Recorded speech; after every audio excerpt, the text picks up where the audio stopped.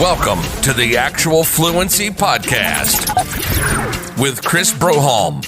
This show will inspire, motivate, and teach you how to learn foreign languages the best way. On this show, you'll hear incredible stories from amazing language learners who've learned 5 to 10, even 30 plus languages, as well as industry experts who help shape modern language learning through innovation and research. As we dive into language learning methods, techniques, and apps, you'll quickly discover what works and what doesn't. This is the Actual Fluency Podcast, and this is Chris Broholm.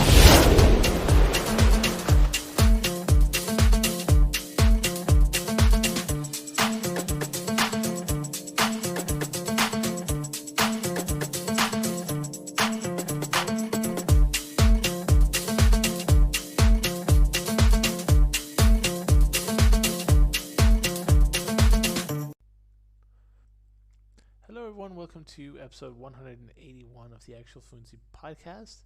Today I'm talking to Hacking Chinese founder Olle Linge, and we discuss a lot about language learning from an academic and non-academic perspective, but most of the examples given will be extremely useful for people who are currently or in the future learning Chinese.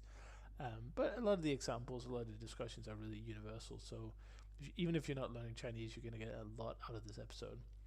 And this episode is the last of 2020, so I just want to thank you for the support over the year, which has been a very stressful year for many of us. I myself just moved to Portugal, which is why the audio quality of this kind of introduction bit is a little bit different from the rest of the episode. I'm sorry about that. I will get a proper setup in due time. Also, my living room is basically wooden floors and blank walls, so the sound is bouncing all over the place. So if you hear some echo, that's why. But I'm excited to be starting the next chapter in the podcast next year, where I'm going to be there won't be any more episodes for this year, as I said, and then in January I'm going to be inviting a bunch of new guests and hopefully get ahead of the scheduling. So if you have any suggestions for guests you'd like to see on the podcast, please do go ahead and send me a message. I'd love to reach out to as many as possible and get into a weekly schedule next year. This year has been so messy for so many reasons, but I do apologize for the sometimes sporadic posting, but thank you for listening and thank you for staying with us, and I know next year is going to be a lot better and more consistent, and also outside the podcasting world, of course. So enjoy this episode with Olle, and he also has a special offer for Actual Fluency listeners. So if you go to actualfluency.com/Olle, and that's OLLE, you'll be taken to the page where you can see the special deal for any Chinese learners out there who just are interested in hacking Chinese. It's a special sort of 10-year anniversary of the site, special deal he's running. So if you're listening to this in the future, there's probably a different deal there. I made sure that he put a link up where he could update it, even if you're listening to this in the future. So enjoy the episode, and I'll see you in the next one. I want to start off this episode by giving a quick shout out to the show sponsor, Untitled. John T and the team have been amazing for Actual Fluency in terms of support, especially in this very uncertain year. They've also been supporting the Polyglot Cruise, and so I just want to say a big thanks to Optilingo, and do go check them out if you want to say goodbye to boring drills and memorization and start talking rather than typing into boring flashcards. So check out Optilingo, and let's get into the show. Well, we're back with another Actual Fluency Podcast episode, and this has been a long time coming, but a little bit more about that later. First, I'll hand over the mic to Olle and let him explain who he is, where he's from, and how he found languages as a career path. Okay, hello everybody. My name is Olle Linge, and I'm from Sweden. And maybe I'm probably best known for my website Hacking Chinese. So Chinese is kind of what I do, but I'm also, of course, interested in languages in general. And this, I don't know. I've obviously you get asked a lot by people how you got into Chinese, especially by Chinese people. So this is something. Well, I mean, it's an interesting thing to know why why we end up where we are and why we are doing what we're doing. So for me, Chinese was kind of a random thing. I wouldn't say random, but it was not something that was planned or like intended. And if you had asked me like a year before I started learning Chinese, like, do you think that you a few years from now will spend all your time with this language? I would just say no. What are you talking about? Why would I do that? So it all started with I practiced for some reason. I don't know why I started. I think it was just an act. Like I saw people practicing Tai Chi Chuan or Tai Chi, I guess we would say in English, in the city where I lived, where I grew up, and I kind of joined in and thought it was kind of interesting. I practiced lots of martial arts back then, and this looked like an interesting thing to add, so I did that, and that led me, to a bit of Chinese philosophy, not much language. We didn't speak like Chinese or anything, and the teacher and the instructors were Swedish. But it got me interested in philosophy and a bit of history, maybe a bit of ancient Chinese wisdoms and all that.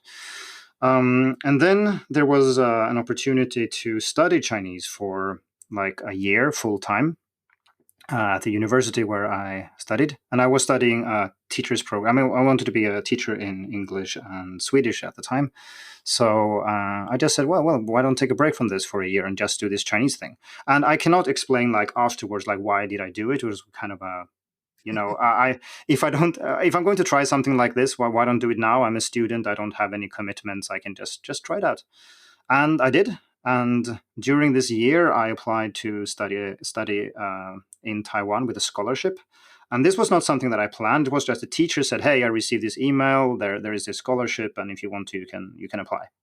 And I did. And the application, I just sent something away. I didn't plan on going. I didn't think too much. I don't know, for some reason I sent it, and I got it. And if you get an opportunity to study like in another country for a year, and they basically pay most, it covers like living and tuition and so on. I mean, you can't turn something like that down, right? So I did that, and I ended up staying a bit longer. I stayed for another year. I stayed for 2 years. I came back to Sweden to complete my degree, and then I thought, okay, I mean, I kind of know I can speak Chinese. I can do most things in Chinese, but if I'm going to like do something serious, like teaching Chinese, I think this is not really enough.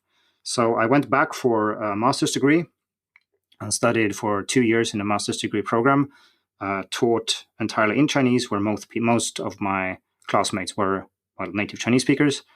And I came back from that in 2014. And since then, I've been working with Chinese education in various forms. And it's always hard when people ask, so what do you do? And people say, yeah, I'm this or I'm that. And I have, it's hard to summarize because I do a lot of different things. But the main thing I do is that I work with professional development for language teachers at Uppsala University. And that is not limited to Chinese, but we do offer courses for teachers for their, it's like courses in how to teach languages, how to upgrade their teaching methods and things like that for teachers in schools. I mean, in high school and junior high school and so on. So I do that, and apart from that, obviously, I have my website. I work with Scritter, which is an app that for learning to read and write Chinese and Japanese characters. I also work with a project called WordSwing, where I create interactive text games for Chinese learners. So that's roughly what I'm doing. And so Wow. you could say that it's all an accident. Like I found this interesting course and I applied for it, and then it just snowballed. I never had a plan to actually do this. It took a few years before I realized, okay, I guess I'm committed now. I'm spent all this time. So, what are you going to do? I mean, I need more to do. And you feel that you always need more. And then at some point you're stuck. You've invested so much that that's what you're doing. And I like what I'm doing. So I'm happy I did, but it was never planned, and it was never my intention to end up where I am now. Right. Well, I think a lot of people, maybe everyone, has a similar experience. Maybe not quite as profound, but I think a lot of us have experiences similar to yours, where we've knocked into a certain career or job or path. So I think that's definitely a normal thing, but maybe the sort of specific language culture and also how far away from Sweden it was, I guess, is it's a little bit unusual. But what I want to, first of all, I think there's a lot of really cool topics that I'd love to talk to you about. So we'll see how long this episode gets and how much we can get around. But Sure. the first I wanted to talk a little bit about is learning Chinese.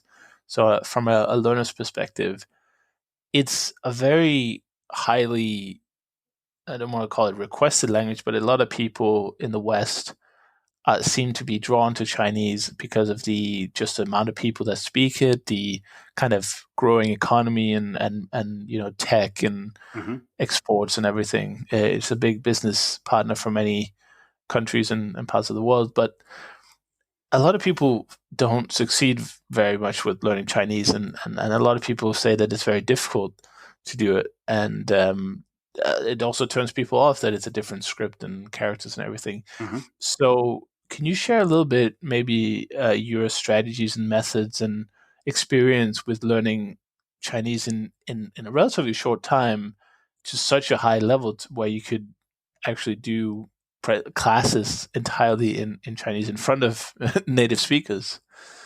Okay, so I do think that it's worth acknowledging that Chinese is difficult to start with. I mean, you have two approaches here. Some people say that Chinese is impossible to learn, you can't do it. And many Chinese people say that too. And obviously that's false. I mean, we know it's false, but not every beginner might know that. So it's worth pointing out that it's not impossible to learn, obviously, but you should not trust people who say it's easy either, because it definitely isn't. And I don't say that to discourage people. It's just a realistic expectation. And this is about relativistic difficulty. It depends on where you're coming from. I mean, relative difficulty, but it depends on where you're coming from, right? If you, I mean, you're Danish and I'm Swedish, and if we're learning Chinese, it's going to be difficult simply because we have so little for free.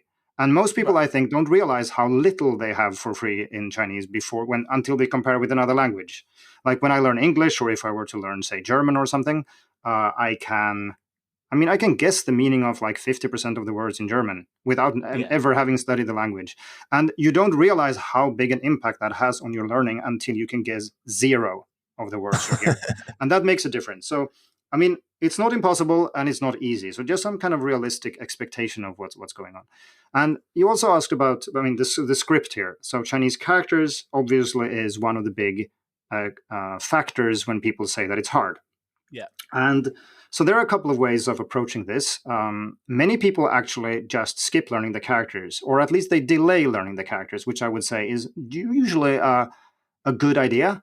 You can focus on the spoken language a bit first, and then you can gradually introduce the written language, or you can like let the written language lag behind a little bit. You don't have to learn to read and write everything you can say. And that's a good way of getting started, to get some progress, to get to speak to people, to get to this. It's very highly motivating to be able to talk to someone, and to get to that level a little bit faster. I think it makes sense to not focus too much on the written language. But then again, some people are attracted to Chinese exactly because they like the characters, and then you can't, as a teacher, you can't say, hey, let's skip characters, and they say, no, I want to do that.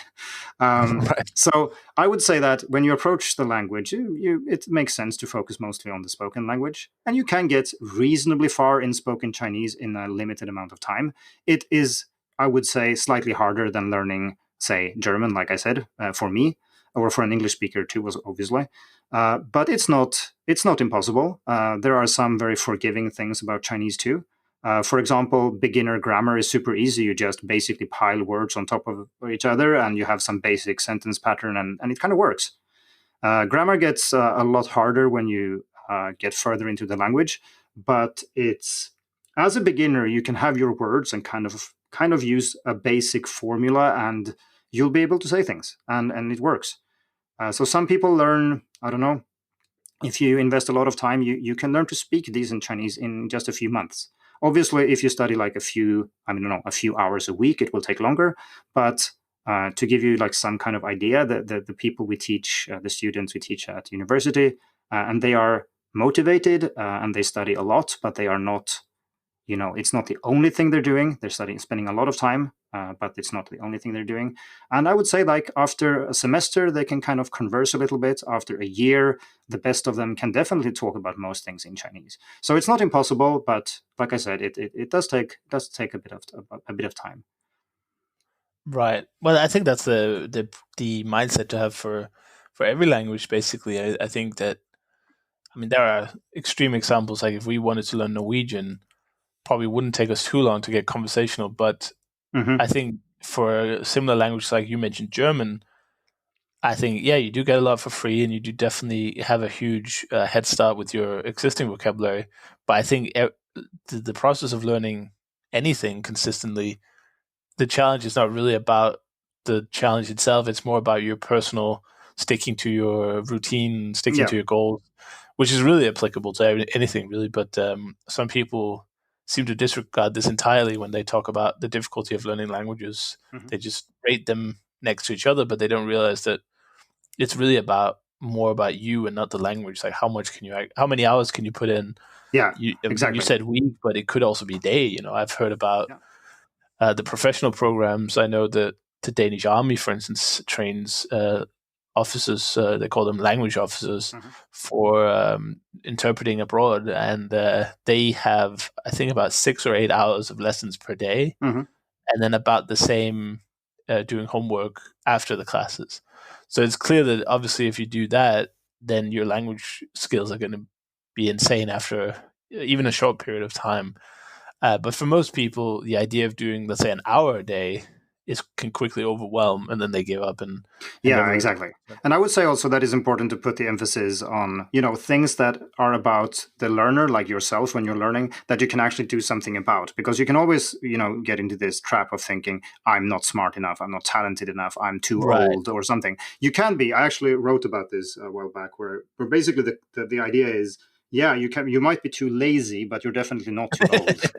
So it's about spending the time. Like and I've worked, for example, one of the things that research clearly shows that learning, say, pronunciation gets harder the older you get, and it's just the way it is. But I've worked with lots of people who are 60 plus with their Chinese pronunciation, and so far I've never met anyone who can't improve. It works. They can learn. It's just that Yeah. some people have this I can't do it, and that's the only. I wouldn't say it's the only challenge, but it's definitely the first and most important challenge. If you can overcome that and just stick to it and invest the time and effort, then everybody can learn. I think any language.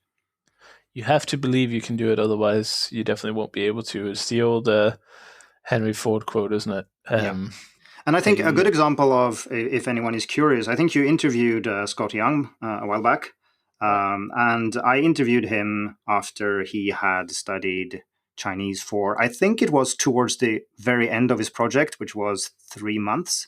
So it must have been close to his day 100 or something like that. And I don't know, he could speak about most everyday things after that time. And everybody can see the interview, so you can kind of listen to what he did, and he was very public about it. And that's kind of represents what I think is, I wouldn't say the ideal case, but it's kind of someone who spent a lot of time, who's very serious and did a lot of studying and put in the yeah, effort and the time.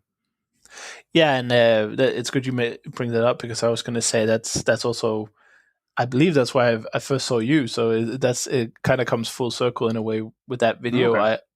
I really enjoyed Scott's video. I think he called it a year without English, and it Yes. was sort of a 4-part series. So it's a quarter in each place. So they Mhm. did China, Korea, Brazil, and Spain. Yes. And I do encourage people who haven't listened to that episode, do go back and listen to the episode with Scott about that. But I find it. I mean, your part of the video was great too. I thought it was fascinating to see a complete beginner actually having completely meaningful conversations. Like these weren't basic, like my name is, where do you Mhm. live? Sort of you were actually having a real conversation about their experience. Hmm. Yeah, There about was an learning Chinese, about living in yeah. China and doing, yeah, So that was very definitely. impressive, but I do also at the same time, I think you also do want to make sure people are aware of the commitment that Scott did to do that, because not only did they not speak any English for the whole year, which is pretty difficult for most people Of to course, do, yeah. of course. Not because oh, I have to talk to my mom in English or whatever. You can make exceptions there, but I just think, imagine living with someone for a year and you can't use your strongest language with that person. Like how every day you're probably just like tempted, to Most people, I think, can't do that, and that's actually something I think is interesting. Many people, they either live with, they have a partner or something who speaks a language, and what tends to happen is that you're stuck with the language you used when you first met. So if you happen to speak English, you stick to speaking English. And even if there is a language that both of you agree, yes, we should speak more of this because that would, and I mean, it would be good for both of us. But it's so easy, to fall back into old habits and so on. So yeah, it requires a lot of commitment to do something like that. And that's maybe why I said in the beginning that I think it's important to have realistic expectations. Like if someone tells you this is super easy, you can do it without effort, they are wrong and you shouldn't listen to them. Because what's going to happen then is that you do it and then you realize, wait, this is not as easy as this guy said. Does that mean that I'm stupid? Does it mean that I'm doing it wrong or something? No, it doesn't. It just means that they kind of tricked you a little bit. Yeah, and I think that that's exactly why I brought this up, because I think one of the biggest values we in sort of content creators in the language world can do is to provide encouragement, and we can provide a lot of inspiration for people to start doing their own thing. But there is a big risk and of what you just said, and that is why I want to make sure that people understand even before they go listen to the Scott episode. I don't remember if I actually talked about this in the episode, but if you look at Scott's work ethic for Chinese, you can say, well, he was there for just 3 months and he acquired that level. But actually, he, apart from speaking as much as he could, of course, when he was there, he also did a lot of studying on like flashcards and apps and sort of sit down study lessons, I would call it, which is not necessarily fully reflected in the movie. It is presented in a little bit like, oh, we just went to China and this is what happened.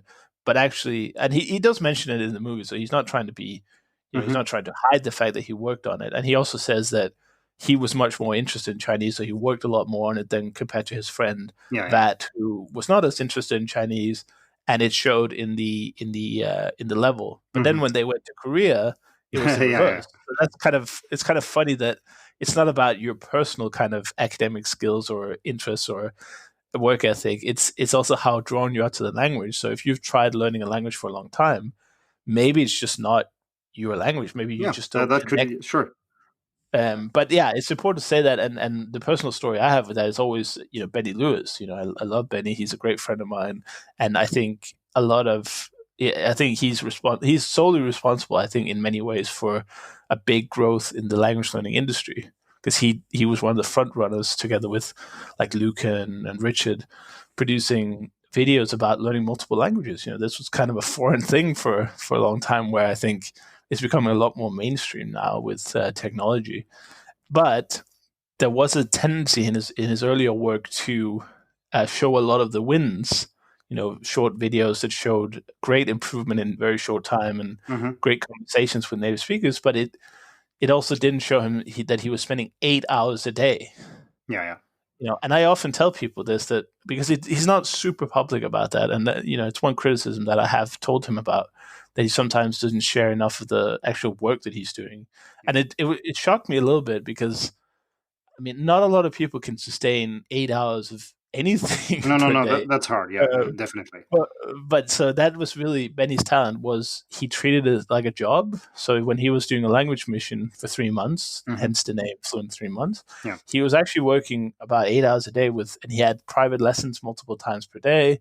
He was staying in the country for immersion and all that. So I always say, like, the inspiration and the excitement and the it's great to encourage people, but we also always have to be realistic, because otherwise you get that negative effect that you mentioned. So I totally agree with you on that, and I think that you summed it up well. It's difficult, but it's not impossible.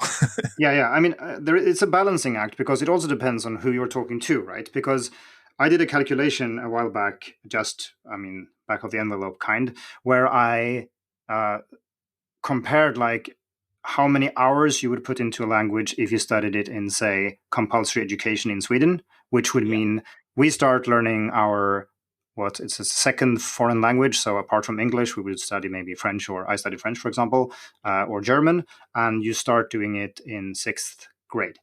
And so if you do that and you persist all throughout high school, so you get 7 years essentially. Yeah. And I figured that if you do something like Benny did, like where you study for 3 months and you literally do nothing else, you kind of get more hours in those 3 months than you get over 7 years of schooling. And the important lesson here is, of course, that people see that, yeah, you can learn languages. It doesn't have to take 7 years. And even after those 7 years, maybe you still feel that you can't speak the language. So that's an important message, that you can do things that doesn't take, you can learn a language in less than 7 years. But then what we are talking about here, that's more like, yeah, what actually matters is not which date you started learning. It's like, what did you do? Did you invest the hours? Did you spend all the minutes? The minutes count, not the years. Perfect. Yeah, exactly. This is the big problem that a lot of people have, is that they compare months and years when they should really be comparing minutes and hours. Yeah. And it's funny because I did exactly the same calculation with my German. Okay. Because I was kind of I was curious, because my German is sort of, it's not great, but it's not terrible. It's like useful. I can have German conversations sort of on a basic level, and I can conduct myself entirely in German if I needed to. And a few days in Berlin or whatever would reactivate a lot of it. But so I was curious, actually, like, how many hours have I spent on it? And I'm not the greatest sort of off school student, so it's not like I would go home and read like German novels or do Duolingo. I mean, there was no Duolingo back then, but I didn't do a lot of work outside of class, let's put it that way. And I calculated with starting in 5th grade and ending in grade about 13, I guess the equivalent would be, so that includes high school as well. So the 7-8 years of German, I concluded that I had no more than 300 hours of German. I see. Yeah, German tuition, and that's not a lot. So when you break it down like that, you see, okay, and that's a very related language. So maybe if you did 300 hours of focused study in a sort of shorter time span, maybe that will get you quite a lot higher than I got. But because it's spread out over so many years, there's a lot of decay as well. There's a lot of, I lose a lot of the language when I don't use it. And obviously I don't use it a lot either, which is the problem. But imagine that, 300 hours, right? So that's about a year of 1 hour a day. Yeah. But if you did Benny's method, yeah, it's not even halfway through a project. Right. He could basically get it in what? Yeah, he could get it. That's not even 3 months. No, exactly. And that's what many people fail to realize, I think, that. And also maybe that people feel that they have you have a pressure at someone asks how long have you learned this? And everybody answers in X number of months and years. Yeah. Whereas that's actually, like, what does that matter? I mean, it doesn't mean anything. It doesn't mean anything, no. But that's what more normal people who don't care as much about language learning as we do, that's what they kind of care about then. And that's, But we know, of course, that it is the effort you spend. And there's actually an interesting parallel here, I think, to where you're studying the language. It's like you have the same myth, if we use that word, to describe people who think that you will get fluent just by going to China. Yeah. Because there are, of course, you can prove that's wrong by looking at two examples, right? We have plenty of expats living in China who do not speak Chinese, even if they live there for tens of years. So we know that that's false because of that. You can live in China forever and not learn Chinese. Obviously, you will pick up some greeting phrases and stuff like that, but you will not learn the language just by living there. Because if you teach English or if you work at an English-speaking company, why would you learn Chinese, right? It's the same. If you started learning, you've been learning the language for 10 years, but you spent that time doing other things. Why does it matter that it was 10 years ago? And why does it matter you live in China? And of course, you can also look at people who don't live in China and still learn the language. So, I mean, I think there are lots of these things that people who haven't thought about these things too much, like they kind of get hooked up on, like they kind of get stuck, and they think I have to go to China to learn Chinese, or you have these mental blocks. And I think those things are important to talk about. And like you said, inspiring people and letting people know that this is possible. You don't have to do that, and you can. There are many ways to learning languages. Yeah, and I think that the immersion myth is one of the most persistent ones. And I must admit, I did not find it easier when I moved to. One example I gave is when I moved to Hungary a couple of years ago. I stayed there for 18 months. And before I went, it was my mission to learn Hungarian. I was like, at the time I thought I was going to live there forever. That was going to be my home. So I was learning the language with that knowledge. But actually, what I found was the struggle of starting over in a new country and making new friends and learning how things work, the bureaucracy of the local government, and all these things and challenges actually filled me up so much mentally that I didn't put much studying in. I just didn't have the kind of mental energy left over, because I was dealing with, you had to find an apartment, you have to do this and this and this. Everything is foreign. You're all alone. You have to make money as well, Yeah. So I actually found that my Russian, which is a language that I studied mostly in Denmark, is doing much better, having never been to a Russian-speaking country ever, Mm. even though I was 18 months in Hungary. So obviously, your mileage will vary, but I think it's an advantage to be in the country, or it can be. You can definitely make it an advantage if you do the right thing. Yeah. But I think the difference is much, much smaller than most people realize, especially now that you can go on somewhere like italki and you can get someone to speak with you in your horrible, I don't know, Japanese, Chinese, whatever Yes. you're learning Yeah. for an hour. You just pay them, $15 or $10 to sit through your terrible Yeah. year six, whatever. So I really do think that's an excuse fundamentally. Yeah, Like, yeah, I agree. And maybe you can say what I usually say is that the main advantage of being in an immersion environment is that some things kind of you're exposed to the language in a way that you are not if you live at home without trying to. So, for example, if you go outside, you will hear the language, and that has obvious benefits, and you will see signs in the language. You will see all these things. But the problem, I think, is that when it comes to some languages, and I mean basically any language that is kind of not too related to your own, like I imagine that if I moved to Denmark, I would probably be able to just learn Danish by living there and kind of absorbing things. I think that would work. But in Chinese, that doesn't work. Like it obviously doesn't work for reading, for example. That doesn't work, right. and probably doesn't work for speaking either, because you don't have that kind of framework to make sense of what you're hearing. But on the other hand, and this is maybe related to traveling to learn languages too. Like if you have already know some Chinese or Bulgarian or whatever language it is we're talking about, if you know a little bit when you go there, like you have your fundamental vocabulary down already, then you can kind of, even if you don't study that much, like actively, you can still pick things up. You can start piecing things together and so on. But without that kind of entry into like this anchor point, or not, I don't know, beachhead, or maybe, I don't know, but some kind of, when you have this uh, like opening where you can kind of get into the language and kind of start making a sense of things, that's when I think immersion really helps. Uh, because I mean, if you're at home, I mean, yeah, sure, you can listen to podcasts, you can more watch movies and go on italki and so on. But these are all things you have to sit down and actively decide that this is what I will do, instead of watching something in my native language or hanging out with my friends or doing other things.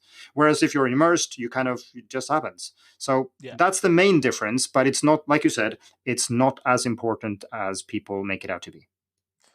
Right. And I think that that it stops people from actually doing the work. And I do believe that what you just described is the best strategy. So you start at home and you get, whilst you have the time and you have you're not overwhelmed by anything, you sit at home and you learn like the basics, maybe a couple hundred words of vocabulary and maybe some greetings and some travel phrases, and just understand the basics of the language. The more the better, of course. But then you go there, and if you're able to already use it when you get there in some limited capacity, I think the language growth will be very quick. And also, it will motivate you to put more effort in because you're seeing the results right away. And this is almost opposite of what I did, which is also why my Hungarian mission was such a spectacular fail. Mm-hmm. I mean, it taught me a lot, so I guess you can say that. I mean, nothing's really a failure. It's just a lesson learned. But Mm-hmm. Yeah. what I did was I was moving to Germany. I had a flight to Germany after Budapest, after Hungary. And when I got there for a little mini conference, I just liked it so much. I think Budapest is such a beautiful city, and it was affordable, and the weather was nice, and people seemed friendly, and it just had everything that I liked. And I was moving out of Denmark anyway, so I thought, why would I go to Berlin, which is so, I wouldn't say familiar to me, but I've been there quite a few times for the Polyglot Gathering and other trips over the years. So to me, Berlin was like the safe, and also I spoke German pretty well already, so I didn't see it as a language advantage. So I just thought, okay, I'm just going to stay in Budapest instead and not take my last flight ticket. So obviously I didn't prepare any Hungarian for that because I thought Sorry. No, I thought I was only going to be there for a week. So that's why I kind of didn't prepare for it, and I think that was a big mistake, because when you get there, you're, like I said, you're so overwhelmed by all other things that the idea of learning the basic language to get you started can seem like a big hurdle. So I would definitely recommend people, if you know you're moving to a place, get started from home. And actually saying this at the time of the recording, I'm about to repeat my own mistake because I just spontaneously I'm moving to Portugal soon. But again, that wasn't planned. So it's hard. Life changes all the time. Like you said, you got a scholarship for studying abroad, and you didn't expect it. You didn't plan for it. Luckily, you had some language preparation before as it happened. But we have to also roll with the punches and do what we can when we can. But for immersion, I would say removing the idea that immersion is some kind of secret sauce and some kind of magical method where you just learn by osmosis is not true. That's definitely the wrong characterization. It can definitely enhance and it can definitely improve, but you need a fundamental level. And even then, I would say if you have one person do both, like an immersive way, and when I say immersive way, I really mean going to the country. I know you can create a semi-immersion environment at home with many methods. A lot of people do this. So what I really mean is the difference between going to the country and not going to the country, or a region where it's spoken. But I think a learner might not necessarily be any more successful with one or the other. It's all about your personality. And for example, introverts might find it harder to use the language when they get there, so they don't get the immersive benefits anyway. Whereas extroverts might be completely the opposite. They might really enjoy going out, speaking 500 mistakes a day or whatever that some people recommend. So that's also important. But maybe to round off like this segment about language learning, which it's one of my favorite segments, and obviously you've done a lot of research on it. But for Chinese specifically, do you have any kind of top tips, or maybe? I mean, you already gave some of your top tips as a general rule for language learning, but for Chinese, do you have any kind of inside secrets that people listening to this who might want to dip their toes into learning Chinese in the near future can benefit from? So one thing I thought about that was kind of related to what we said and just talked about, and would be a nice segue into this bit, is that we're talking about that it's fine to study on your own, and you can study in your own country, and you don't have to go abroad and all that, and that's true. But then again, there are also people who kind of go the opposite extreme, and they kind of study it as a theoretical subject. Essentially, they're doing it as a very passive thing where you're only studying you're on your own, and that's something where I think. I mean, you can do that. You can get you can get a long way with lots of listening and reading, and then gradually activating it and so on. That works. But when it comes to Chinese specifically, and I guess this would be true for many other languages, but I would say specifically Chinese because of the tones and some other pronunciation things, is that don't wait too long to actually talk to people. And the reason is not that I think that talking to people is an excellent way of learning Chinese. I think it's not really. I mean, you're mostly using words that you already know. But it can be very motivational. That's one thing. You realize that this is actually a language used by people. And you have these, you see in your textbook that, okay, if I say ma instead of ma, it suddenly means hemp and not horse. And you say, oh, that sounds weird. But you don't get the feeling that this is real. Like, you still have that feeling that this is something someone must have made this up, right? It's just, how can it be this complicated, and how can such a difference that I don't hear? How can it make such a big difference for them?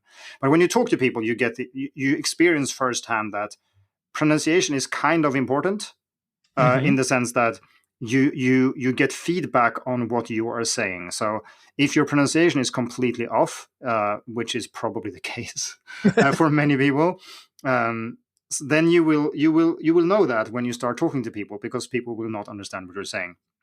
And of course, it's different depending on whom you're talking to. So if you have a trained teacher, so let's say that I talk to you in Chinese and you're a beginner, I would probably be able to guess what you say regardless of what you say, essentially, at least as a beginner, because I know what you know. I know that you're not suddenly going to say, I mean, hemp, for example, is not a word that most people use, right? And I will know that you mean horse. I don't remember what I said. I think it was horse. I know that's what you mean, right? So Yeah. there's a certain amount of guessing that works very well for beginners. But when you speak with real people, you still get this feedback. And you can do this on italki. I don't mean you have to do it in China. I mean, just do it. Yeah. And this also stops you from, for example, I have met students that somehow thought that tones could be ignored. and this is Yikes. preposterous. Like, you still see people on forums who say tones are not important, native speakers don't care about them in real life anyway. And I mean, okay, I can just say I've done, my specialty in research is tones and tone acquisition and so on, and this is just wrong. It's like saying, okay, when you learn, hey, okay, I want to learn Danish, and you tell me, like, someone tells me, hey, when you learn Danish, vowels are not important. Yeah. I mean, sure, we have this in Swedish called the I language, or I-språket, where you replace, it's a kid's thing, like you replace all the vowels with I. So in English, it would be something like this. So I use the same vowel all the way through. And that's a little bit what your Chinese will be if you ignore tones. Yeah, you could probably understand what I said there, I think. Yeah. In context, you can guess it. Does that mean that somehow vowels are not important in English? No, that's not what it means, right? So take pronunciation. This is my kind of heartfelt advice after working with pronunciation a lot. Take it really seriously from the start. You can take almost anything else less seriously. Characters, you can learn those later. There is no problem. But if you, like, say, learn Chinese on your own for a year maybe, or even longer. I've met a person who studied Chinese for many years in Sweden and then went to China and realized, oops, I missed something here. And he didn't learn any tones. And he told me that he studied Chinese for, I don't know how long, maybe 10, 20 years after this happened. And he still says he struggles because of this. And it's so hard. Like, I've made mistakes. I've misunderstood how a certain tone worked when I first learned Chinese, which is what I ended up writing my thesis about, by the way. But I made a mistake, and fixing this misunderstanding took, it's hard to say how much time I spent on this individual issue, but I would estimate maybe 100 hours. And we're talking about sitting down with people, like, trying to fix a specific problem. Like, it's not a very easy problem, but it's still like a concrete thing that is identifiable, and it's limited. It's like one of the tones, okay? And it takes an extreme amount of effort to fix this later. Whereas if you do it right from the beginning, yes, it will take you a few hours extra to get this thing right from the start. But then you don't have to spend those 100 hours later. And I promise you don't want to do that. So Right. I would say take pronunciation seriously. Get feedback from people in some way or form. You don't have to talk with people all the time, but don't do it like the opposite. Like, don't study on your own, at least not the spoken language, on your own without any kind of interaction, because you risk, you don't have that feedback, and you need that. Well, that's a big tip, and actually something that I've also realized in the last maybe year or two is that all these language textbooks have this chapter called either pronunciation or like the sounds of the language. And I always skipped that in the past. I always thought that, well, as long as it's good enough, that'll be fine. But what I didn't realize is that the pronunciation actually is not just how you produce the language, but it also highly determines how you're able to understand it. Yes. And this was sort of surprising to me. I don't know why. Maybe it was an obvious thing, but so when I was doing Russian a couple of years ago, I skipped all the pronunciation. I just did like as good as it can be, And I remember some of my first tutoring lessons, like 3-4 months into the project, and the teacher. This is a really profound moment for my Russian. The teacher was repeating words, and I couldn't hear the difference. She was saying different words over and over that had slightly different. I think it was an S sound we were working on. Russian has like 4 or 5 S sounds, and I just couldn't tell the difference. She was like, "Can you not hear the difference between A and B?" Mm-hmm. And I was like, "No, I can't." And that's when I realized I was a little bit late with that. But part of it, I think, comes from listening as well, which is also to a little. I guess it's a little nice opportunity to plug the bite-sized language courses, which offer on Actual Fluency. They're beginner listening courses. So if you get started, let's say on Spanish, I mean it's available in 6 different languages, but the aim of that is to give you an easy to listen to resource so you can improve your understanding of the sounds of the language. That's the key benefit. So ideally, you sit down. You can use any tool you want, of course. There are lots of ways to do this, but for the bite-sized courses, you sit down and you listen to simple beginner-friendly dialogues over and over again. So you tune your ears to the sounds of the language, and then ideally you take that and you go to a teacher session or you go to the country or whatever, and do what you say and basically get feedback, direct feedback, and interact with the language and use what you've learned. But I think a lot of the reasons that people are terrible at pronunciation is because they skip that initial listening step often. They go into production very quickly. So like I want to say things in Chinese. I'm just using Chinese as an example. Obviously, I don't know anything about the language, but I want to say things in Chinese. But in reality, maybe people would benefit better from saying, okay, I'll take a month or so and find some. Unfortunately, bite-sized Chinese is not yet available. But if I find someone to make it, maybe it will be in the future. So check it out. But maybe take some time to just simply listen and kind of absorb the language. And I think that will pay you huge dividends in the long run. Is my understanding and idea of it anyway. Because No, I completely agree. yeah, I'm willing to support your recommendation fantastic. here, 100%. Academic support. That means a lot. But this is actually my next. I can segue into the next recommendation here, and that is exactly what you're talking about, and this is listening. So pronunciation is obviously hard to do if you don't have your like a mental model for how something is supposed to sound, which you can kind of only get through listening. If you don't have that, it's going to be very hard to hit the target. You might do it occasionally, but probably not consistently. So listening is very important, and that's something that is overlooked. I think maybe in particular in Chinese, but I think this is true in most formal settings, at least, I would say, any kind of school, Yes. university thing. There is a very strong tradition, at least in the West, and I would say across the world, to focus on that's kind of writing matters more. Writing is the real thing.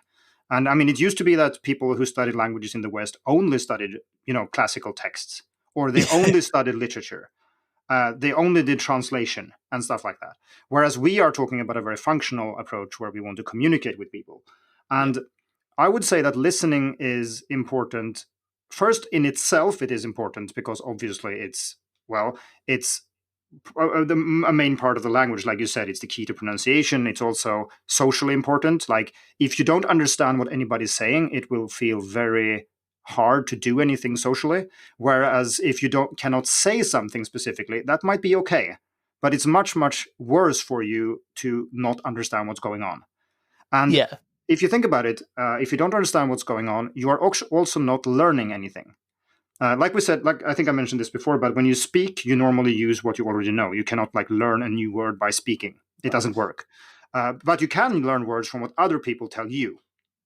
Yeah. But if you don't understand what they're saying, you're not learning. So listening kind of accelerates, and it kind of has a good, transfer to any other area of learning. So I would say that's definitely the case. So listening is important. But I also said that it's more important in Chinese, I think, than in many other languages. And that is probably because Chinese education is, and I mean education both maybe for native speakers, but also for foreigners like us if we learn Chinese. The characters take up a lot of space. So I just recommended people in the beginning when we talked about this to I said it was okay to delay character learning. That's not, you probably didn't blink, but that's a very controversial thing to say for some teachers. So Right. many native speakers, not all, but many native speakers who work with Chinese education, their reaction to this kind of statement is, no, you can't do that. You have to learn characters from day one. And that's not based on a kind of pragmatic, research-based, empirical thing. This is how it works. It's just a gut feeling that for them, if you don't do characters, it's not Chinese, or it's not like the real stuff, right? And I'm not saying that the spoken language is the only important thing. I also think characters are interesting. I've spent much time with characters, and I like characters.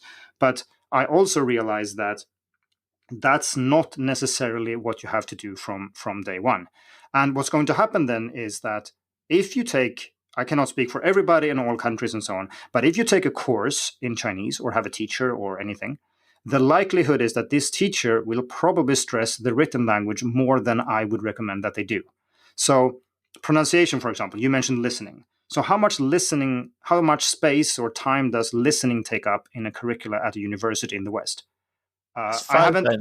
not, Yeah, I mean, I haven't done a survey here, but in some cases, it's actually zero. yeah. There are some universities in Sweden, for example, it's very common, and I think it's common across the world. You have speaking lessons. You speak Chinese in class, but what is the exam? And what do you do on the Yeah. exam? You write, you read, you maybe listen, but you don't speak. Yeah, I think this is across the board. At least from my understanding of Western universities, is that people who study a language in university, unless they're kind of committed and excited about the language outside of the classroom, which occasionally you do get people who are outliers, but if you just follow the curriculum and just be a good student, typically you would end up being able to read almost everything in the language. If we're talking about a 4 to 6 year degree, you can read almost everything in the language, and you can understand. Maybe you can even write about the language, but and maybe you can even speak in a limited set of phrases and things. But if you go down to the local cafe or pub or whatever, and somebody asks you in Chinese, people can't even say one sentence like about their personal life or what they did last night or what they saw on TV. That is my understanding of kind of general language courses. So if anyone out there listening is taking one of these language courses, I mean, please do email in with your experience as well. I'd love to hear emails from people who are taking organized language courses. But I think the onus is on the student to do the work outside the classroom in order to be a more, let's call it like a fully fledged speaker or user of the language. But yeah, that's my understanding as well, that there's just people don't listen. And I actually think, I just want to put this in here as well, I think listening, and having produced listening courses, this is obviously very convenient, but I think listening is like the super skill of language learning that is completely overlooked like 99% of the time. Like people just don't talk about it.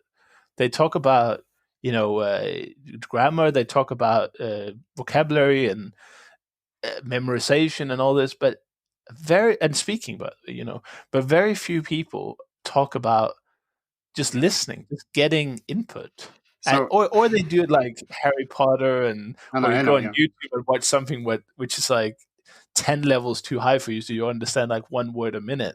But actually listening to beginner materials that contain the words and grammar structures that you as a beginner will not only encounter, of course, but you will also need to use. So you get the structure of the. I mean, listening just gives everything. You get everything. It is the best. It is the super skill of them for sure. But why is it overlooked everywhere? It's it's crazy. I'll let you in on the secrets, Chris. I've had an article draft sitting on my hard drive, I guess, for I don't know 8 years, and I haven't published this, and I'm probably not going to. So this is what you're going to get. So I have a theory here, and the reason I haven't published it is it's about polyglots and it's about learning lots of languages, which I generally think is awesome. So that's why I haven't published this thing. But I think there is a tendency that you cannot show off listening. It's not a skill you can measure easily. It requires kind of, how are you going to do any kind of content related to listening? You're going to like post a YouTube video where you sit down listening to someone for an hour and say, and you kind of understand like how it doesn't, it's hard to show. Like, how are you going Yeah. to talk about it?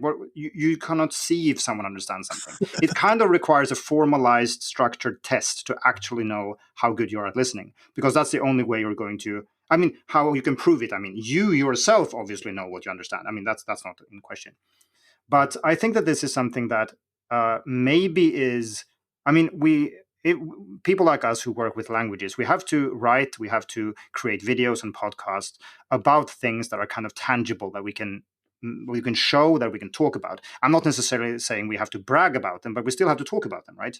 And listening is such an abstract thing that goes on that it's very, very difficult to make content about. And I guess Right. many people are not terribly interested in it, maybe. So I don't think that article is going to get written, but I think it's partly because it's hard to kind of show people. It's That's not. It's not sexy in a way. No, exactly. I mean, who cares if you say, "Oh, my listening is great, but I cannot speak"? I mean, who cares? Who cares about that? But Uh, why would? Yeah, I mean, that's a perfect, perfectly valid explanation for why we don't hear more about it. But I guess my curiosity would be why. Well, you have, I don't know how much money universities in the world combined have studying language acquisition and linguistics and mhm. language learning theory. Yeah, but they agree. How is that not kind of spread out or kind Oh, of okay. Yeah, this is something else. I think. Like most people who research language acquisition, they obviously agree with us. I mean, input is super important. I think very few people claim something else these days. right? But But the degrees why it themselves hasn't, why it hasn't carried over to are actual lessons. teaching? That's a good question. That's the kind of thing I work with when I do professional development. Right? I can tell people that, okay, this is what research says about acquisition in this area for Chinese or whatever the course is about. But then how do you get people to actually do that in the classroom? That's a very, very good question, and it's super hard. Right. Um, Well, of course, but I think we've lost some of that actually because my when I interview people, let's say from I'm just gonna say older people, no offense meant, mhm, but older people who went through language classes in, let's say, the 70s or 80s, or even through the 90s as well. It was very popular to have listening sessions in class mhm, where you had, because you didn't have like internet, you didn't have, many places might not even have had, specific organized textbooks or, to give to every student. So what they often did was they had either CDs or cassettes that would, and again, I'd love to hear emails about your experience learning languages with this method. But my understanding is that it was very common for a lot of language lessons to be simply the teacher pressed play on a CD that had, so the students were listening a lot. But it seems like in the modern school age, this isn't as popular anymore. And but perhaps it was never popular in the universities because they focus so much on reading and Yeah, I writing. think that maybe is the key here, because if you look back, say, at the history of language teaching and language, how we view languages and so on. Like I said, we started out maybe studying like classical languages, and we studied literature and grammar, and we translated a lot and so on. But then we got to these practical things. Okay, so now we need to send people to these countries, and they actually need to speak the language. They don't need poetry; they need to talk with people, and they need to Right, understand people. And then there is this clash that this is still this still remains to a large extent in universities. I don't have the impression that this goes on as much in, say, high school, at least not in Sweden. So high right, school teaching, language teaching, is probably better if we're looking at a communicative kind of goal here than many university courses I've seen. And right, that's a pity that it is like that, but I think it's like a historical remnant from earlier times, and hopefully it does change, over time. But I guess right. to circle back to Chinese, actually, I would say that the tip here is, like you said the onus was on the student. And that is maybe the most important thing. And I think that's applicable to any language, but maybe particularly Chinese. And that is that you cannot just learn what your teacher says. If you do that and you get full marks, and I can tell you a story here because I did this, exactly this. So I studied this program, right, for a year before I left. And I mean, I did well. I got full marks on my Chinese courses. And then I moved to Taiwan and started speaking with people. And I knew, I don't know exactly, maybe a few thousand words at this time, I would say. And I mean, I wasn't into language learning, I didn't know about. Well, your podcast didn't exist, but there were still people. This is in 2008, so there were still people talking about language learning online, obviously, right? Yeah. But I was not, an expert in how to learn languages. I did not know I could not list 10 ways of learning vocabulary. So I pretty much did what the teacher told me for the first year. And I had good teachers, I should say. They weren't bad. But if you do that, you will miss super important things. We talked about listening, you miss that. And of course, you do some listening, but I'm saying you should do 10 times as much listening as your teacher says. Yeah, probably. And you probably miss pronunciation. Pronunciation is a bit of a tricky beast in Chinese. Maybe, again, in particular, I say maybe here, I'm not that sure. I mean, it applies to other languages too. But the thing is that Chinese has, like you said, it's a chapter at the beginning of the textbook, and that's how it works in most courses. So you do a crash course in the beginning, you learn the tones, you learn the sounds. And then if you're unlucky, no one mentions this ever again. Right. And people are not really, Chinese people care about, face. Everybody cares about face, but they are not likely to confront you with your bad pronunciation. So you can actually have serious problems without noticing it, even if you're in an immersion environment, even if you speak with professional teachers.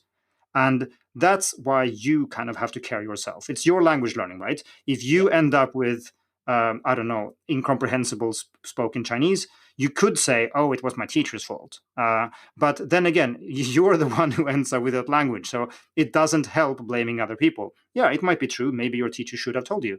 But on the other hand, that doesn't really help you, does it? You need to kind of, I'm the person learning the language. I'm an independent learner. I can do all these things. And by all means, take courses. I think, I don't know, most people, I think, benefit hugely from taking courses. I'm not advising against doing that. I'm just saying, don't think that your teacher will teach you everything you know, because they won't, for sure. Right. Yeah, that's a good point. That even if you use even if you're university or language classes or any kind of organized language teaching, that will always only be part of the equation. And the people who succeed, and that's also why it's hard to evaluate language courses in general. In if you look at, let's say, school language learning in the high school, we already discussed that you don't actually get that much you don't get many lessons in high school. If you take a 3-year language course, 1.5 hours a week, that adds up to almost nothing. So that's obviously part of the reason people don't, because a lot of people say, well, I've had Spanish for 3 years in high school, but I can't say a sentence, which I think is a great shame, but it doesn't necessarily mean that the course is bad, right? Or the way that we teach languages is bad. I would say there's, you're 100 times the academic I am, maybe infinitely more to use that term, but you can maybe argue there's some correlation maybe that a great course might have better results on average, but even a terrible course can be successful for the right student doing the right things. Yeah. So maybe that's really the secret, is that, because I always thought that the language community could be a great kind of a driver in improving language education and tuition around the world. But maybe the reality is that we do that from within. So we give the individual students the tools and the mindset, or help with the encouragement, or any of the tips here, and then that kind of radiates from within. I don't know. Yeah. Unfortunately, though, we mostly reach people who are already interested, though, because the right. people who really need preaching to the choir. Yeah, the people who really need to hear your podcast, they are probably not going online searching for how to learn languages or something, and that's a problem, right? I also realized I forgot to finish the story I started. I said that I got very good grades for my first year of Chinese in Sweden, but that wasn't the point. Getting good grades in a course like this, you just basically, if you spend the time, you get good grades. It's not hard. Yeah. But when I moved to Taiwan and started talking to people, I realized that I had all those thousands words I mentioned, but I still struggled immensely to say even basic things. Like, of course, I could point at like most things and know what they were called. What's that called? Okay, it's a door, it's a house. I mean, I could do all those things. That was not a problem. I could ask basic questions. I didn't understand any of the answers, but that's another story. But I remember someone asking me like, "Where do you live?" Okay, understand, no problems, and I can say like, "I live in this place." I do that, but then I try to say something slightly more complicated, like, "Okay, I live in the building behind that building over there."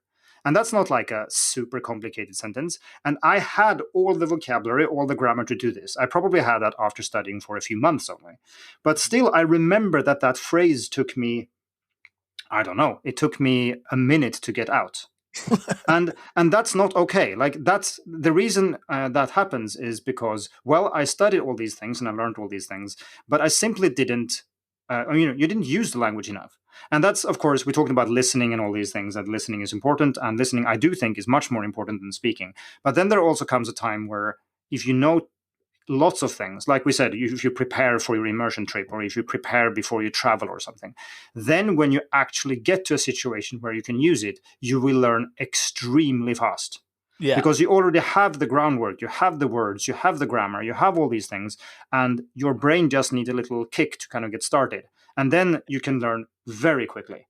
But the problem, I think, is that most people don't do that last step. They do these things in school. They learn it kind of a little bit passively. They speak a little bit, but not enough. They don't listen enough, and they just stop there. That's my French. Like, I've lived in France for like a month 1 month in summer when I was like 16, but that's all. I've never like kind of used French beyond that. And what happens to it? It just disappears, right? I never really had that where I started using everything. So I kind of, nothing happened after that. And that's where I think many people end up. Like, they take German, Spanish or something in school, and they feel, okay, I took it in school, I still cannot talk. I cannot do anything. But maybe they know more than they think. It's just that they never had that opportunity to actually activate all these things they do know. And that makes them feel that they know nothing. Because in practice, they know nothing, because they can't communicate properly because they haven't practiced. Right. So, yeah, I think that's also an important thing to keep in mind. So it's an activation really of something. I mean, the brain remembers things for long after you've forgotten them. Yeah. So maybe that's a plausible. That maybe that's what happened. Yeah, because we don't. At least when I did languages in school and in university, there wasn't a big pressure to actually use what you learned. There was, because of the just 20 students in a classroom. If you raise your hand and say something, great, but you might get picked. Every third lesson, every fourth lesson, if you're one of the best students, maybe. Mm-hmm. So the practice is tiny, but I have found the experience of, and this comes back to input, right? Listening and reading, benefiting your language skills, even though you don't realize it. Because when I went to Germany after, let's say, 5-6 years of German, I thought my German was terrible, and it wasn't great. Don't get me wrong, but being in Germany for about 2-3 days, I was speaking German fully. I was all day. Yeah, and you obviously didn't learn that in 3 days. Right. And it wasn't perfect. And it wasn't like I was totally C1 native like speaker, but I lived my life during that trip, that second half of that short trip in German. So all that that I've learned and picked up over the years, it just kind of the brain just, I don't know, it just kind of, it's like assembling IKEA furniture. You get a packet, you get the box, and it's like, how is this ever going to be a desk? It's like a box the size of, it's like a few centimeters tall at most. Mm-hmm. But then you take it out, and then the tools kind of assemble it, and you get a desk. I think maybe that's what happens when we go abroad or go to a country where that one of those languages is. And it also underlines the idea of spending a lot of time on it, because even though we might say, well, 300 hours of German is not a lot, it's still 300 more than probably most people who didn't have it in school. So yeah, it's still a significant amount of input And this, get. I think maybe we should mention something. I know people who listen to this are probably interested in languages, but I would also like to highlight that, of course, learning a language to a very limited level is also useful, right? Even if you spend 300 hours and what you get to is some kind of, you can have basic conversations about easy things, then that's great. I mean, you don't have to invest 30,000 hours in a specific language and take a master's degree in it and blah, blah, blah. You don't have to do all these things for it to become useful. I mean, sometimes people ask, like, how long do I have to learn X for it to be useful? And it's like, yeah, you can study for 1 hour and I still think it's quite useful. Yeah. It's just like, what is it useful for? That's a different question. But, we might scare people when we say, 300 hours is nothing. And I'm thinking, yeah, I mean, 300 hours, you can get pretty far in the language and you can do useful things with it. Obviously, you cannot listen to a lecture in linguistics after 300 hours. But you can do lots of other things. And that maybe those are the things you want to do. So you don't have to spend. I mean, that might be enough for some people in some languages. Yeah, and it's also that we didn't touch on the distribution of those hours either. Mm-hmm. So if you watched Harry Potter 7 in your target language for 300 hours straight, you're probably not going to learn much. It sounds like an experiment you should try. Well, I already did this because not 300 hours, but when I heard that listening was good years ago, mm-hmm. I didn't really think it through very well. So I assumed that you just listen to native level content because, at some point it's going to start to make sense. But actually, that was one of my many failures. But that's so in what language was this? I was doing it with Russian for quite a while. And Russian is the best example, but I was also doing it for Hungarian. So I would find like YouTube videos and, I was trying to look for content that I had an interest in watching in English as well.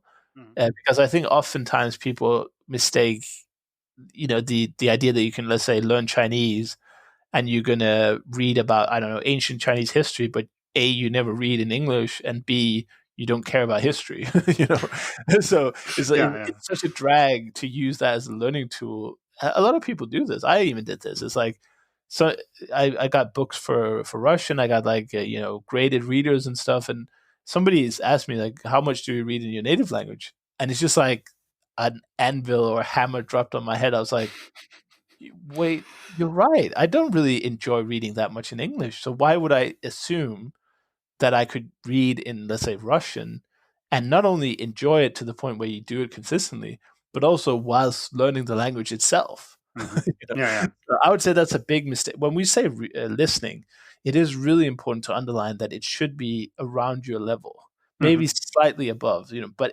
only slightly, because if you don't understand anything, I mean, that's the whole idea of how much do you even learn if you don't understand anything. And I think it's very limited.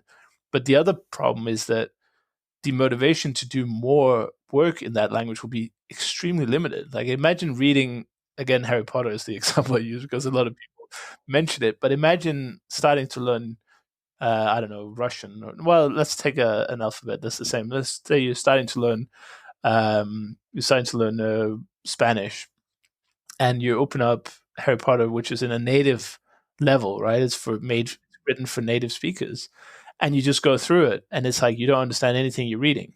So that will not do anything for you. Listening to the audiobook, for example, wouldn't do anything to you either. So I think this is also one of my lessons that I learned, is that you have to find materials that are suitable to your level so you can not only get the most out of it, but also enjoy it, because otherwise, I mean, I don't know if you've tried this, but if you listen to or watch a YouTube video or listen to a podcast where you understand maybe 1 out of 10, 1 out of 20 words, it gets boring after about 32 seconds.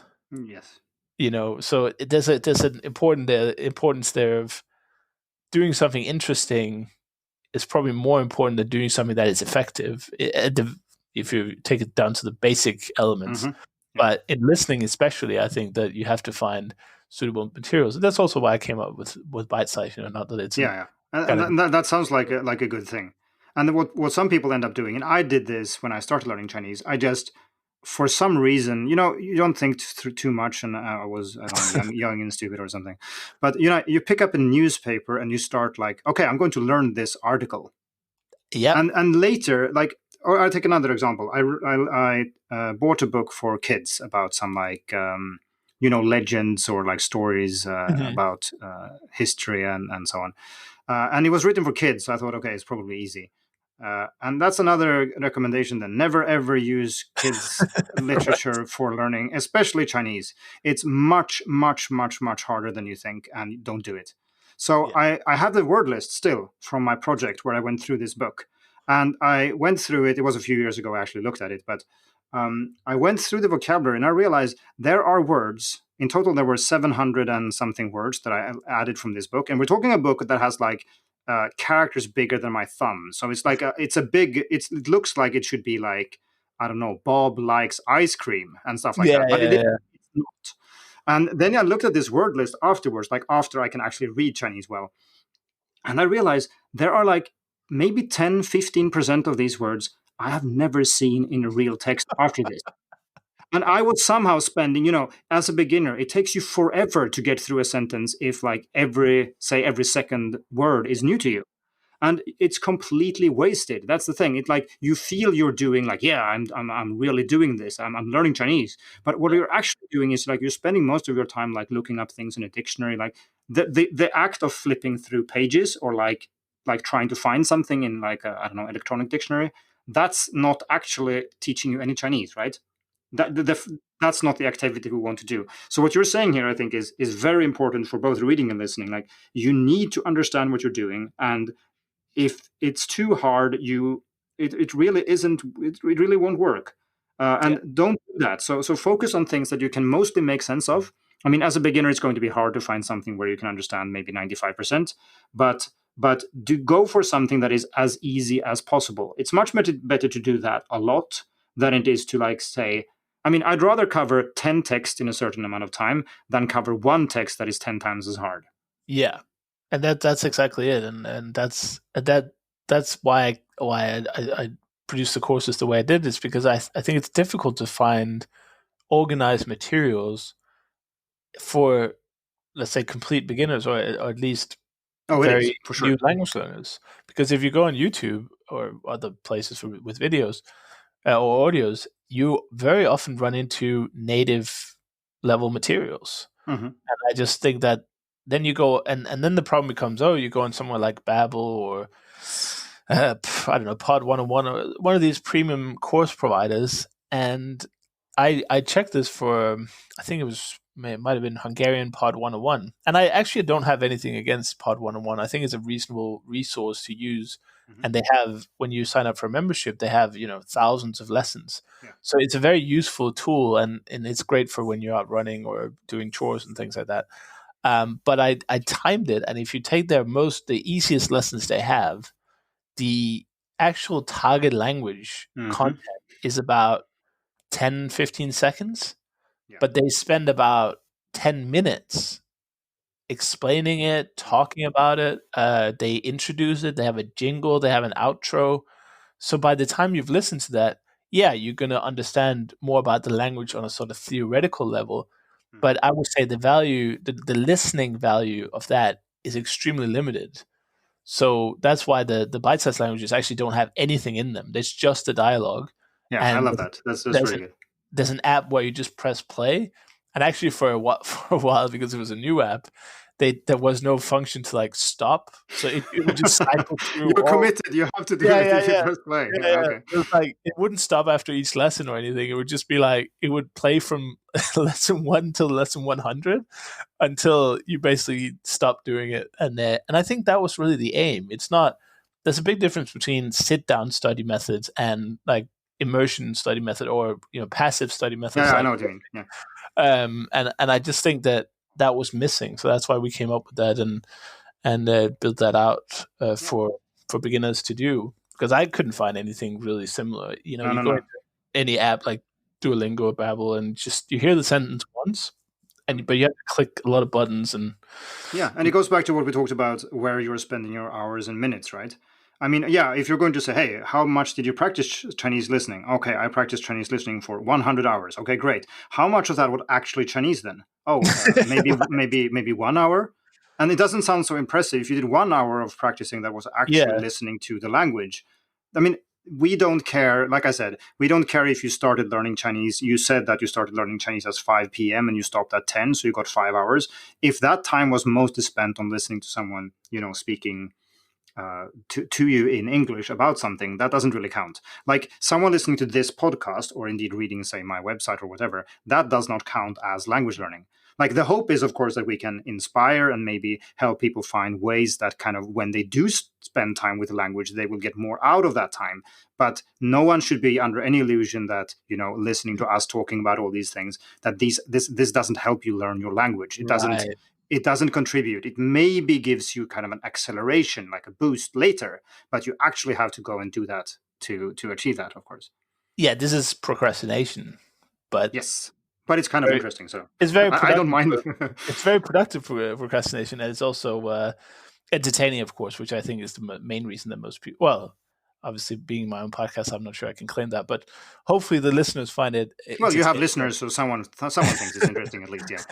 Right, that's the idea. But anyway, I think we've just about covered it, and I'm happy to. This is basically one of my favorite topics, and I'm glad to talk to you about it because you have such a unique angle, being both. I mean, you call it a pragmatic language learner, but also an academic language learner in many ways. You kind of got your fingers in both pies, so to speak, and that's interesting. Sometimes I think we have a tendency we could even call it the pragmatic language learning community, because that's the aim for most people listening, sort of to speak and use the language versus the academic world. And there's sometimes some clashes. There's some, the academic world can sometimes be a little snobby, and they're not really they value sort of like like you mentioned earlier, that they value certain things differently, and passing tests and things has no real transferability to your actual language skills. It just means you're good at passing the test. But anyway, I just wanted to thank you for coming on, and I hope that people have enjoyed our little chat today. And it's been a long time coming, so it was definitely worth the wait. And just as a final question, where can people find out more about you? Yeah, well, first, thanks for having me on the show. I mean, it's very interesting to talk to you. If people want to find out more about me and learning Chinese, I suggest they go to hackingchinese.com. It connects them to basically everything else I do as well. So that's the place to go. Perfect. Well, thank you so much for taking the time with me today, and I'm sure I'll be seeing you somewhere else in the future. If not in person, then definitely virtually again. Yeah, sure. Take care and see you next time. A big thanks to Optilingo for sponsoring this week's episode. You can practice speaking a language by using Optilingo's guided immersion method on iOS or Android by going to optilingo.com. That's optilingo.com. Thanks for listening to the Actual Fluency Podcast with Chris Broholm. To get more language learning tips, strategies, and inspiration, join the Actual Fluency email club by going to actualfluency.com/join. We hope you enjoyed the show and hope you've gotten some useful information. Till next time, this is the Actual Fluency Podcast, signing off.